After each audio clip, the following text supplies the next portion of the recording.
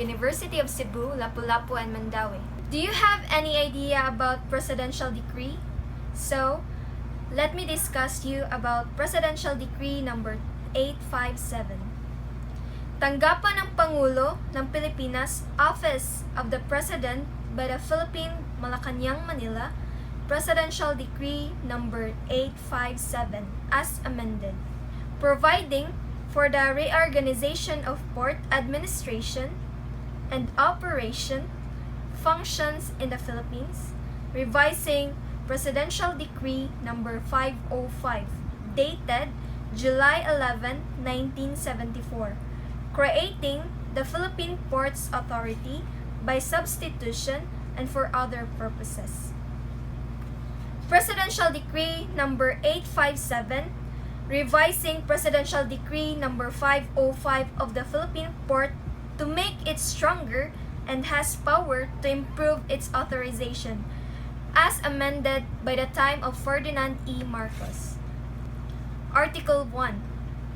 The title is This is Revised Charter of the Philippine Ports Authority under Presidential Decree number 505 dated July 11, 1974.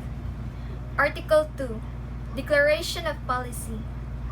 It has following policies and objectives.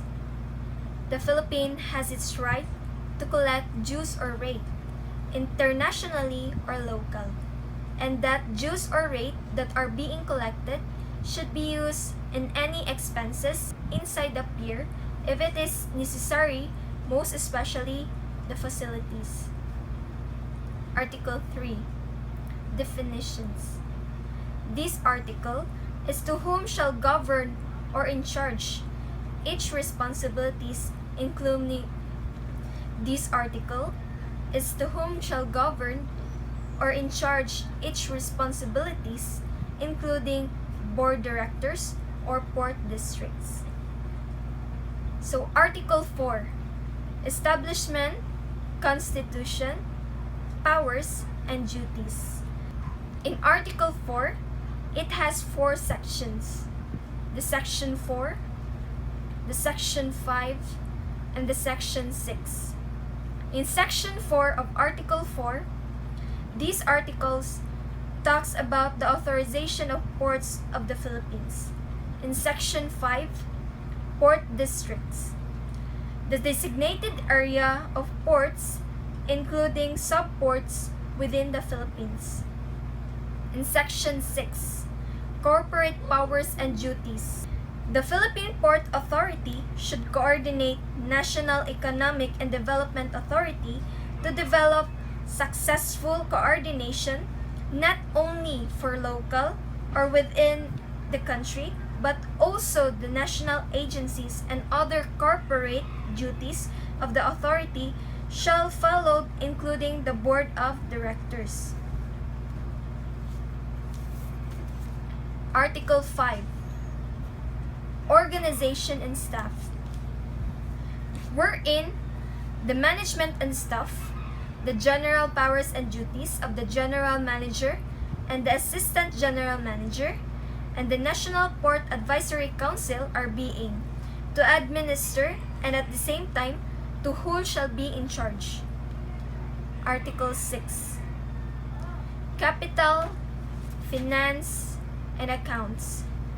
It is about the capital, budget, expenses, or monies that are involved to where should be the exact use and to whom shall be responsible for it. Then, the auditor's report will as follow. That within 3 months, all financial statements should be completed.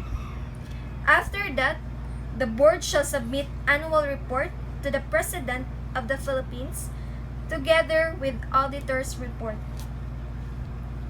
Article 7. Dues and rates.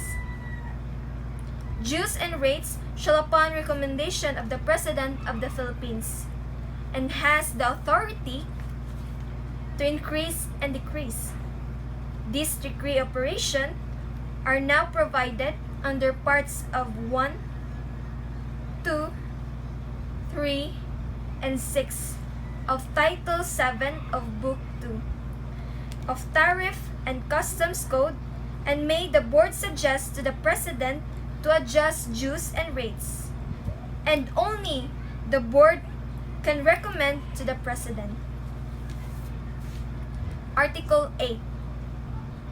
In Section 28, Powers of Harbor Master, the Harbor Master has the power to inspect incoming and outgoing vessel, to supervise the regulation and dangerous cargo, wherein ports regulation is about planning, development, construction, maintenance, control, and the management of any port or port district for the purpose of part of this decree. In Section 28, Powers of Harbor Master, the Harbor Master has the power to inspect incoming and outgoing vessel, to supervise the regulation and dangerous cargo, while in Section 29, existing regulations.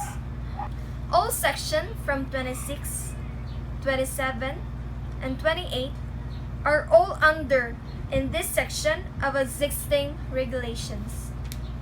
Article 9. This article is entitled of transferring of assets and liabilities. Article 10. Port development and maintenance. The Philippine Port Authority has its rights if it is necessary to make changes or to reconstruct inside the pier. Article 11. The final provisions. All executive order including Section 38, the transitory provisions, until the President declares the authority to be fully operational. The Bureau of Customs and Division of Ports and Harbors of the Bureau of Public Works, now Department of Public Works and Highways, may continue to perform in a coordination with the authority such operations and port works as may be deemed necessary by the authority. Section 39. The Bureau of Customs. Bureau of Customs, the Tariff and Customs Code is hereby modified or amended to the extent that all the powers, duties, and jurisdictions of the Bureau of Customs concerning the following matters shall be transferred to and vested in the authority. The Section 40. Other laws. Any and all other powers and rights, duties, and functions and jurisdictions vested in all properties and operations of any government agency, authority, or instrumentality pertaining to every matter concerning port facilities, port operations, or port works shall be transferred to and be vested in the authority. Section 41. Repeal. All laws, decrees, letters of instruction, orders, rules, regulations, policies, programs, or parts thereof inconsistent with or contrary to any of the provisions of the decree are hereby repealed or modified. Section 42. Separability Clause. For any reason, any section or provision of this decree is declared to be unconstitutional or invalid, the other sections of provisions of this decree which are not affected thereby shall continue in full force and effect. Section 43. Penalties.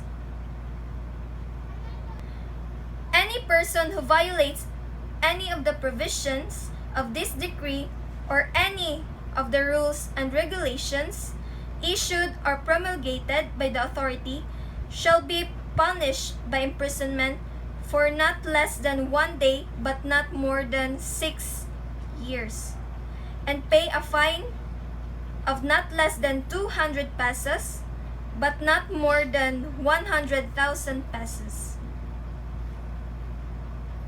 And last provision of this Article 11 is Section 44, wherein the effectivity which to ensure the effectiveness if only the President has its final approval.